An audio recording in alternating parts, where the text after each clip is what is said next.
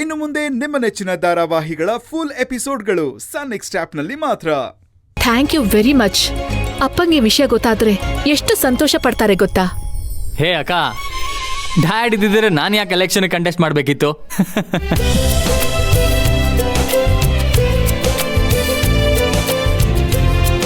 ಹಾಗಲ್ಲ ಪ್ರೀತು, ಇದು ನಿಜಕ್ಕೂ ದೊಡ್ಡ ನಿರ್ಧಾರ. ನಮ್ಮಗ ಇಷ್ಟು ದೊಡ್ಡ ದೊಡ್ಡ ಡಿಸಿಷನ್ಸ್ ತಗೊಳ್ಳೋಷ್ಟು ದೊಡ್ಡವನಾಗಿದ್ದಾನಲ್ಲ ಅಂತ ಅಪ್ಪ ಖುಷಿ ಪಡ್ತಾರೆ ನೋಡು.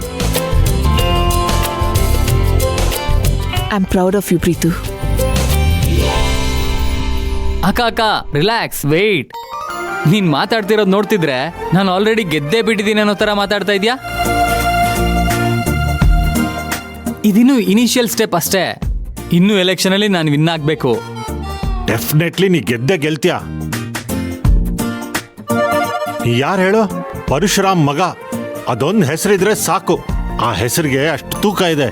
ನಿಂಗ ಹೆಸರಿದ್ರೆ ಗ್ಯಾರಂಟಿ ಗೆದ್ಬಿಡ್ತೀಯ.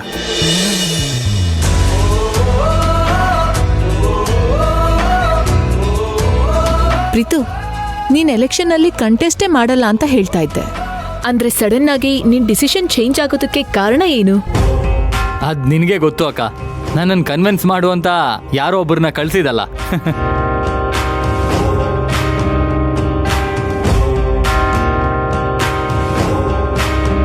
ಆಮೇಲೆ ಆ ವ್ಯಕ್ತಿ ನಾನು ಓಕೆ ಅಂತ ಹೇಳೋವರೆಗೂ ಬಿಡ್ಲೇ ಇಲ್ಲ. ಓ